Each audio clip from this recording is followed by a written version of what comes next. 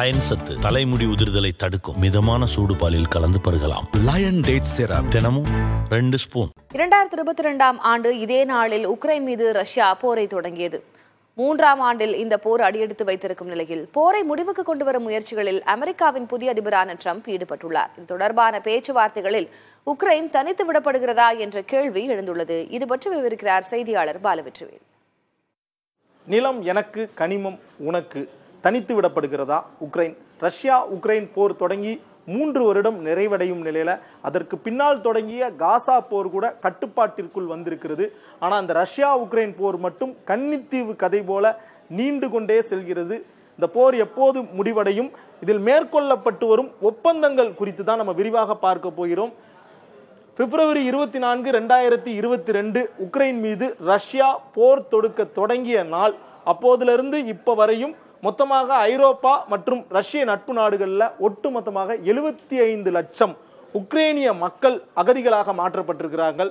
மொத்த உயிரிழப்புகள் 40,000 தாண்டும்னு சொல்றாங்க. 2 நாடு தரப்புலையும் அதிகமாக உக்ரைன் தரப்புல பெண்கள் மற்றும் குழந்தைகளும் அதிக அளவிற்கு மரணம் அடைந்திருக்கிறார்கள். இதுவரையும் இந்த போர்ல அமெரிக்கா செய்த உதவி மட்டும் உக்ரைனுக்கு 8.2 லட்சம் கோடி. தமிழ்நாடு பட்ஜெட்டை கம்பேர் பண்ணோம்னா கிட்டத்தட்ட 2.5 மடங்கு அதிகம். அந்த அளவிற்கு உதவி செஞ்சிருக்கிறாங்க.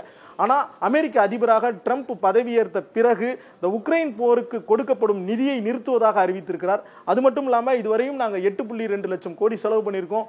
அதற்கு காம்பன்சேஷனாக உக்ரைனில் இருக்கக்கூடிய கனிமங்கள் எங்களுக்கு வேண்டும், 50 லட்சம் கோடி அளவிலான கனிமங்கள் வேணும்னு கேட்டிருக்கார். யுரேனியம், லித்தியம், டைட்டானியம் அரிய தாதுக்கள் நிரம்பிய உக்ரைன் மண்ணினுடைய கனிம வளத்தை தற்போது அமெரிக்கா உரிமை கொண்டாடுகிறது.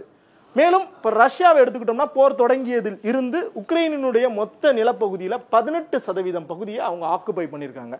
அப்போ அமெரிக்கா மற்றும் ரஷ்யா இடையிலான ஒரு பேச்சுவார்த்தை தற்போது சவுதி அரேபியாவில் நடைபெற்று வருகிறது. இந்த பேச்சுவார்த்தையில உக்ரைன் தரப்புல இருந்து எந்த பிரதிநிதியும் அழைக்கப்படவில்லை.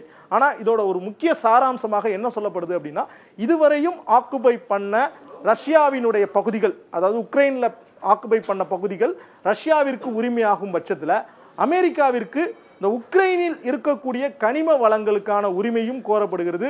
ஆனால் ட்ரம்பினுடைய இந்த கருத்துக்கு, கனிம வளங்கள் வேண்டும் அப்படிங்கிற கருத்துக்கு உக்ரைனினுடைய அதிபர் ஜெலன்ஸ்கி கடும் கண்டனம் தெரிவித்திருக்கிறார், மறுப்பு தெரிவித்திருக்கிறார்.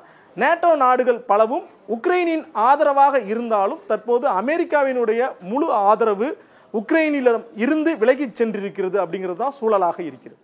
அயன் சத்து தலைமுடி உதிர்தலை தடுக்கும் மிதமான சூடு பாலில் கலந்து பருகலாம். லயன் டேட் சிரப் தினமும் 2 ஸ்பூன்.